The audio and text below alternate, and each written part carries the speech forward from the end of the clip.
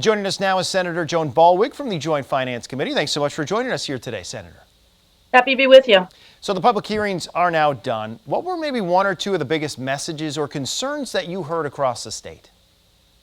Well, after our 4 listening sessions, the main themes were very similar, although there were a little bit of differences depending on what part of the state we were in. But the biggest things that we heard about was shared revenue and school funding, but there was more of an emphasis, as there has been for many years. We've had concerns over the state support of special education funding, but this year, I think more than any time, we've heard that the districts that have been at that $10,000 low revenue limit have really made a major push in trying to get that raised in their particular areas. This is a legacy of very conservative-minded districts keeping their budgets low, but because of the freeze that has been out there for a number of years, they haven't had the same authority to change with the times and recognize inflation. You mentioned education, so I'll ask you this. The committee had the option to hold briefings with agency leaders during this process. You did not ask State Superintendent Jill Underly to testify, though, considering that Governor Evers is proposing $2.6 billion for education, and it's such a hot-button topic. Why not ask to talk to the superintendent to testify? Well, there are a lot of agencies out there.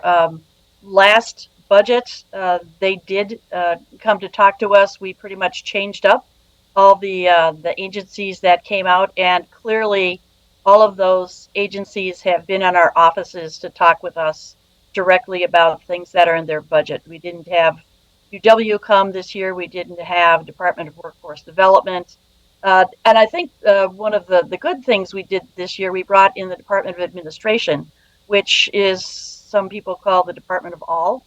So we had a much broader discussion about that, and we talked about the Building Commission, which normally doesn't happen either. Since we're talking about education, the Republicans are going to propose something here, but will it be anywhere close to the $2.6 billion that the governor proposed for funding for education?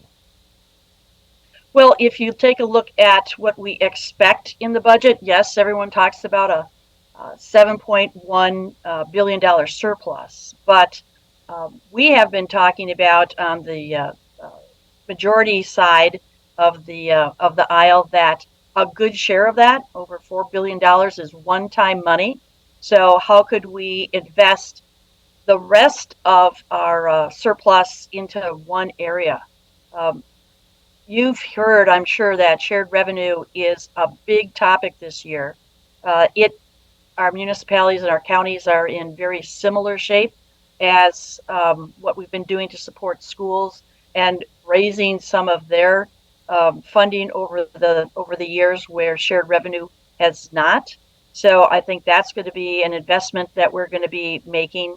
The state, of course, has lots of responsibilities also, and we are just as influenced by the workforce shortage and inflation as everyone else is. And we have responsibilities to make sure that our Department of Corrections folks have enough folks to do the work. Our veterans homes, our state hospitals. We are also impacted by inflation and the workforce shortage. And those are some things that are our responsibilities also that we need to take care of moving forward. The governor has proposed using $290 million to cover renovations at the Brewers AmFam Field. Do you anticipate the Republican budget proposal including funds for that project? I think there'll be some kind of agreement on how that moves forward. I don't see that we're going to spend $290 million in cash to do this project. It is a project. I think I look at some of the things that we did with the Pfizer Forum, that how can that partnership be done to try to help pay for this. And yes, I get the numbers that having I don't know, about I think it's $25 million in income tax that comes to the state from the salaries of the players that are part of the Brewers and those teams that are coming in. So yes, there is economic impact that we want to keep going, but is it going to be um, uh, cash delivered to the for the Brewers to to uh, renovate the stadium? It'll be something. It's not going to be $200 million in cash. I'm quite sure. Taxes will obviously be a big talk of this budget as well. Both sides want a tax cut. Senator LeMahieu pitched his flat tax plan in committee this week.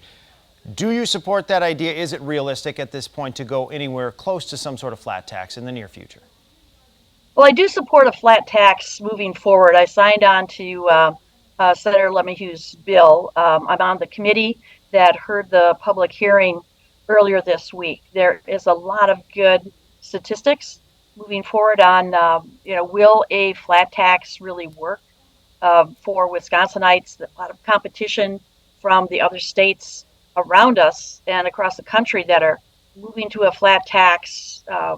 People would like to have no income tax, of course, but we have to balance that with how do we get our revenue in with uh, everything that we're trying to support as a state, whether it's shared revenue, whether it's schools. We have a lower sales tax than most states, which I personally feel is an okay place to be. And so, what are the numbers moving forward? How do we continue to support state agencies and all our responsibilities? And at what level do we get? The discussion always is when you're reducing taxes, reducing the income tax, what will the ultimate offset be? Will that bring forward more investment, individuals having a little more money in their pockets? Just as during the pandemic, people spend it, they invest it, which brings in sales tax revenue and all of that. So um, there is, I think, a place to go with a flat tax. We've been trying to make our tax brackets flatter over the last several sessions. I think you'll see that we're going to continue to try to do that moving forward. It's a competitive necessity when it comes to trying to keep people in Wisconsin and show the advantages of being a resident of Wisconsin. Senator Joan Ballweg, thank you so much for the time here this week. Thank you very much. Happy to be with you.